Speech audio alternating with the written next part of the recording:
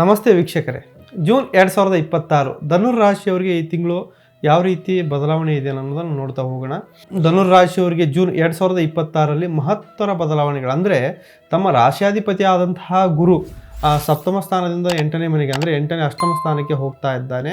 ಆ ನಂತರದಲ್ಲಿ ಶುಕ್ರನ ಬದಲಾವಣೆಯಿಂದ ಸುಮಾರು ಬದಲಾವಣೆಗಳು ಈ ತಿಂಗಳು ಧನುರ್ ರಾಶಿಯವರು ನೋಡಬಹುದು.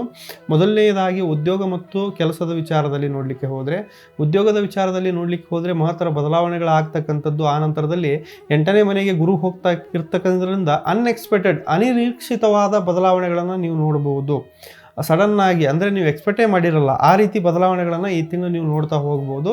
ಆ ನಂತರದಲ್ಲಿ ವ್ಯವಹಾರದ ವಿಚಾರದಲ್ಲಿ ನೋಡಲಿಕ್ಕೆ ಹೋದರೆ ವ್ಯವಹಾರದಲ್ಲೂ ಸಹ ಅಕಸ್ಮಾತಾಗಿ ಧನಪ್ರಾಪ್ತಿ ಆಗ್ತಕ್ಕಂಥದ್ದು, ಯಾವುದೋ ಸ್ಟ್ರಕ್ ಆಗಿರ್ತಕ್ಕಂತಹ ಕೆಲಸಗಳು ಕೂಡ ನಡೀತಕ್ಕಂಥದ್ದು. ಆ ನಂತರದಲ್ಲಿ ಯಾವುದೋ ನೀವು ಒಂದು ವ್ಯವಹಾರ ಮಾಡಿರ್ತೀರ, ಎಲ್ಲೋ ಒಂದು ಕೆಲಸದಲ್ಲಿ ನೀವು ತಗಲಾಕೊಂಡಿರ್ತೀರ, ಅದು ಕೂಡ ನಿಮಗೆ ಸಲೀಸಾಗಿ ಬದಲಾವಣೆ ಆಗ್ತಕ್ಕಂಥದ್ದು ಈ ತಿಂಗಳು ನೀವು ನೋಡಬಹುದು. ಆ ನಂತರದಲ್ಲಿ ನಿಮ್ಮ ಕೌಟುಂಬಿಕ ವಿಚಾರ ನೋಡಲಿಕ್ಕೆ ಹೋದರೆ ಕೌಟುಂಬಿಕ ವಿಚಾರದಲ್ಲಿ ನಿಮಗೆ ಸ್ವಲ್ಪ ಅಡೆತಡೆಗಳಾಗ್ತಕ್ಕಂಥದ್ದು, ಸ್ವಲ್ಪ ಕಿರಿಕಿರಿ ಮನಸ್ತಾಪ ಈ ತಿಂಗಳು ಇದ್ದರೂ ಸಹ ತಿಂಗಳಾಂತ್ಯದಲ್ಲಿ ಅದರ ಬದಲಾವಣೆ ಆಗ್ತಕ್ಕಂಥದ್ದು ನೀವು ನೋಡ್ತಾ ಹೋಗ್ಬೋದು. ಆ ಪ್ರೀತಿ ಪ್ರೇಮದ ವಿಚಾರದಲ್ಲಿ ಧನುರ್ ರಾಶಿಯವರಿಗೆ ನೋಡ್ತಾ ಹೋದರೆ ನಿಮ್ಮ ಗುಪ್ತ ಪ್ರೀತಿ ಕೂಡ 4 ಜನಕ್ಕೆ ನೀವು ಗೊತ್ತಾಗುವಂಥದ್ದಾಗತ್ತೆ, ನಿಮ್ಮ ಮನೆಯವರಿಗೆ ತಿಳಿತಕ್ಕಂಥದ್ದಾಗತ್ತೆ. ಅದರಿಂದ ನಿಮಗೆ ಶುಭ ಕಾರ್ಯಗಳು ಕೂಡ ಆಗಬಹುದು, ಅದರಿಂದ ನಿಮಗೆ ಒಪ್ಪಿಗೆ ಸಿಕ್ಕು ಧನುರ್ ರಾಶಿಯವರಿಗೆ ಮದುವೆ ಕೂಡ ಆಗಬಹುದು. ಅಲ್ಲಿವರೆಗೂ ಅದು ಕರ್ಕೊಂಡು ಹೋಗ್ತಕ್ಕಂಥದ್ದು ಚಾನ್ಸ್ ಇದೆ.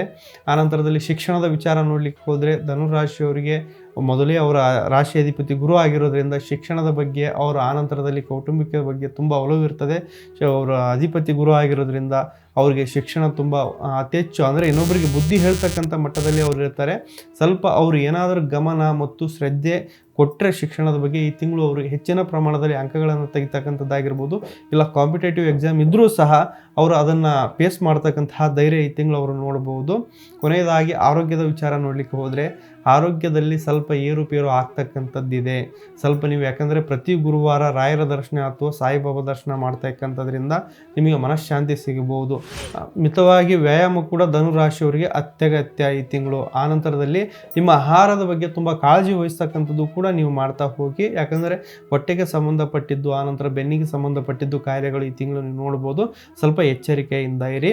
ಆ ನಂತರದಲ್ಲಿ ನೀವು ಏನಪ್ಪ ಅಂದರೆ ಒಂದು ಗುರುವಿನ ಮಂತ್ರವನ್ನು ಆಯಿತಾ, ಇಲ್ಲ ರಾಯರ ಮಂತ್ರವನ್ನು ನೀವು ಈ ತಿಂಗಳು ನೀವು ಪಠನೆ ಮಾಡೋದರಿಂದ ನಿಮ್ಮ ಆರೋಗ್ಯದಲ್ಲಿ ಸಹ ನೀವು ಗುಣಮುಖವನ್ನು ನೀವು ನೋಡಬಹುದು. ಇನ್ನೂ ಹೆಚ್ಚಿನದೇನಾದರೂ ಸಮಸ್ಯೆಗಳಿದ್ದರೆ ಅಂದರೆ ನಿಮ್ಮ ಜಾತಕದಲ್ಲಿ ಏನಾದರೂ ಸಮಸ್ಯೆ ಇದ್ದರೆ, ಇಲ್ಲ ನಿಮಗೆ ಬೇರೆ ಏನಾದರೂ ಸಮಸ್ಯೆ ಆಗ್ತಾ ಇದ್ದರೆ ನೇರವಾಗಿ ಸಹ ನಮಗೆ ಬಂದು ಭೇಟಿ ಆಗ್ಬೋದು.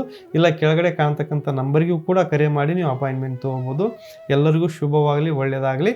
ನಮಸ್ಕಾರ.